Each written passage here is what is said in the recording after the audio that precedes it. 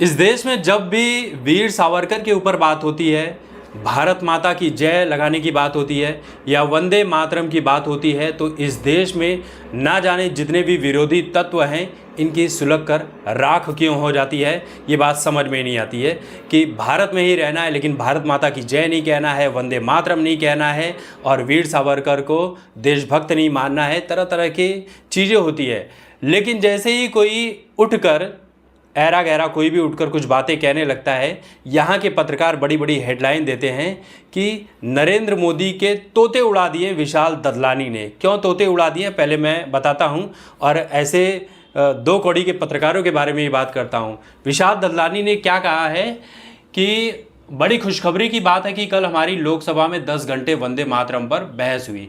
इस बहस की वजह से बेरोजगारी, वायु प्रदूषण, इंडिगो एयरलाइंस वाली समस्या हल हो गई है।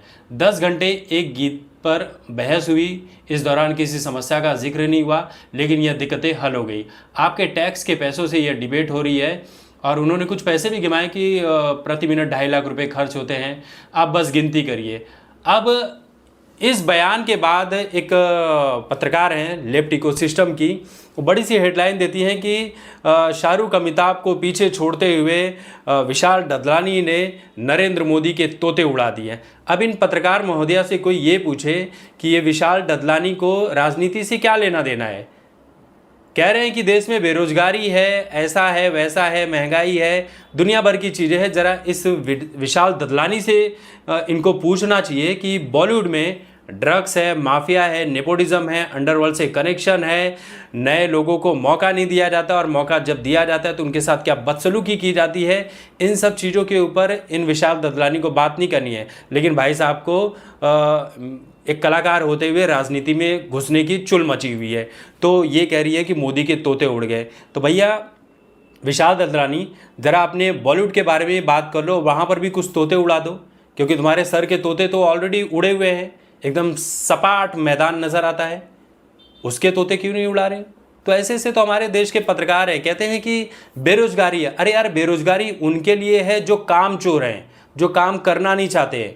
वरना एक समय ऐसा था कि जब लोगों के पास वाकई काम नहीं था, अच्छे अच्छे टैलेंट दिखाने का मौका नहीं मिलता था, लेकिन डिजिटल इंडिया या मोबाइल फ़ोन के रिचार्ज सस्ते हुए, अब गांव देहात के वो लोग भी जिनको कोई पूछता नहीं था, जो गरीबी रेखा से बहुत ज़्यादा नीचे जी रहे थे, वो भी अपना टैलेंट दिखा रहे हैं और लाखों रुपए कमा रहे हैं।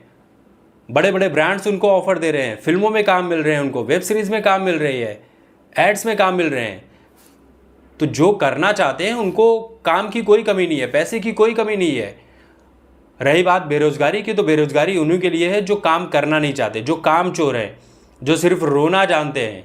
ऐसे एक और इंटरव्यू देखा था कि एक सपा का समर्थक था, समाजवादी पार्टी का, वो कह रहा था कि योगी सरकार आई, मोदी सरकार आई, हमें कुछ काम ही नहीं मिल रहा है। जब पत्रकार ने पूछा कि आपका ग्रेजुएशन कब हुआ था, तो कह रहे कि 2009 में।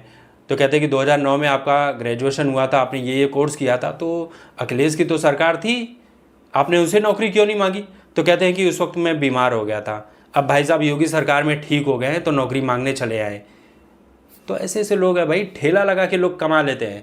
इन जैसे पत्रकारों का यही हाल है कि ये वन साइडेड न्यूज़ दिखाते हैं और ख़ुद को स्वतंत्र पत्रकार, निर्भीक पत्रकार, ईमानदार पत्रकार कहते हैं और दूसरों को गोदी मीडिया कहते हैं।